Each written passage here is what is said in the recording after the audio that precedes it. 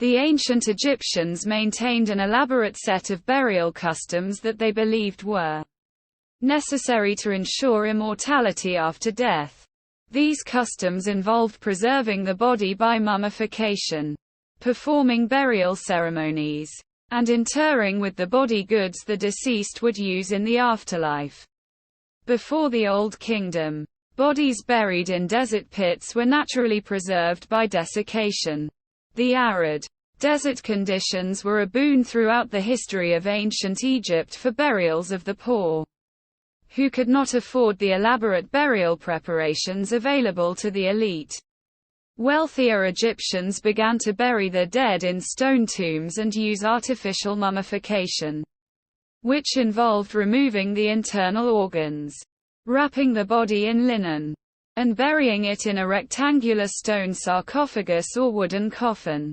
Beginning in the 4th dynasty, some parts were preserved separately in canopic jars. By the New Kingdom, the ancient Egyptians had perfected the art of mummification. The best technique took 70 days and involved removing the internal organs, removing the brain through the nose, and desiccating the body in a mixture of salts called natron. The body was then wrapped in linen with protective amulets inserted between layers and placed in a decorated anthropoid coffin. Mummies of the late period were also placed in painted cartonnage mummy cases. Actual preservation practices declined during the Ptolemaic and Roman eras, while greater emphasis was placed on the outer appearance of the mummy, which was decorated. Wealthy Egyptians were buried with larger quantities of luxury items. But all burials, regardless of social status, included goods for the deceased.